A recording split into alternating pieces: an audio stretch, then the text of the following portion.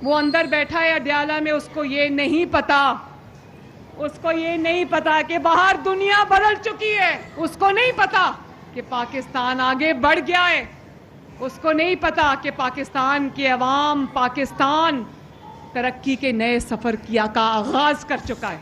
जनाब चौधरी शुजात हुसैन साहब, आप माशाल्लाह पाकिस्तान बॉडी बिल्डिंग फेडरेशन के चेयरमैन मुंतखब हुए हैं। ये जो वज़ीर आला पंजाब मोहतरमा मरियम नवाज शरीफ साहब ने कहा है, इस बारे में आपका क्या ख्याल है? अस्सलाम वालेकुम। कोई सामने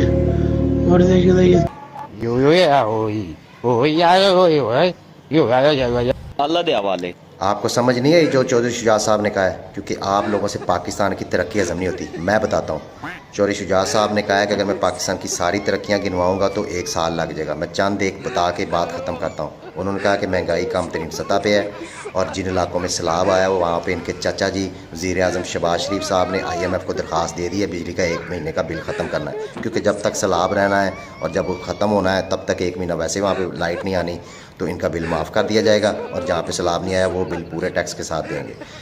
फिर उन्होंने कहा कि ये ओहदा मिलते सारी मैंने तमाम बॉडी बिल्डरों पहलवानों को इकट्ठा किया और उनको बताया कि अब बहुत तरक्की होगी जब से मुझे चेयरमैन बनाया, और फिर उनके सामने काफ़ी ज़्यादा एक्सरसाइज और वर्जिश की, जिसकी वजह से उनकी ज़ुबान के ऊपर खिंचाव और खलियाँ पड़ गई, उनसे सही तरह बोला नहीं जा रहा।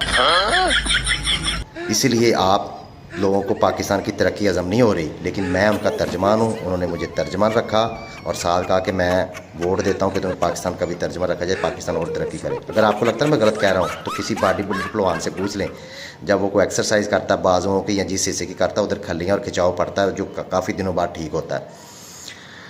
तो मैं उनका तर्जमान हूँ, इसलिए कल को जिसको पाकिस्तान की तरक्की हज़म ना हुई, किसी बॉडी बिल्डर या किसी पहलवान ने कहा कि ये किस बंदे को हमारे ऊपर नाजिल कर दिया है, उसको बनाना चाहिए था जो इसको बॉडी बिल्डिंग को इस चीज़ को समझता हो।